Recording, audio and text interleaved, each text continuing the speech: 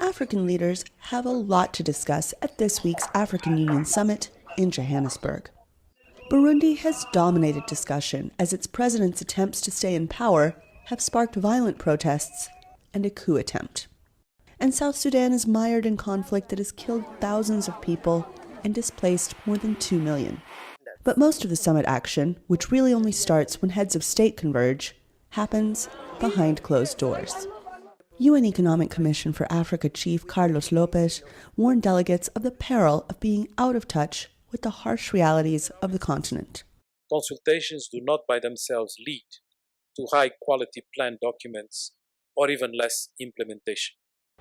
Analysts predict that South Africa's open culture may foster something that is a fixture of other international summits, but never the AU summit.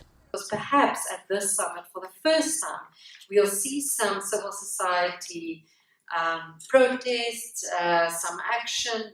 But inside the summit, there's little room for other voices. Outside groups say they have been consistently denied a seat at the table. Henry Malumo of ActionAid International says advocacy groups like his are disappointed because the AU promised them more of a stake in AU discussions. It's remained all talk and very little or no action. Again, we've seen that increasingly happening from the Malabo conference that took place in the middle of last year, where civil society was completely barred from entering the AU, to the AU that is taking place currently in Johannesburg, where civil society have been asked to almost take a ceremonial representation, which is basically attend the official opening, and nothing beyond that in terms of holding their leaders accountable.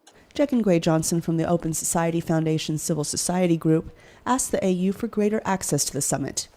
He says civil society groups have a lot to contribute. In the true spirit of partnership, and in also civil society demonstrating that they are committed to a One Africa, a prosperous Africa, a citizenry-driven Africa Union. We are actually putting these concerns on the table in good faith to say that we are here, we are your partners, and we shouldn't be shut out.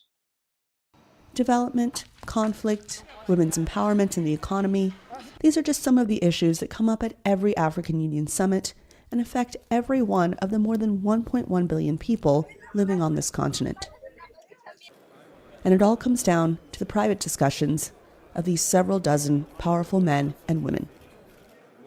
Anita, Powell, VOA News, Johannesburg.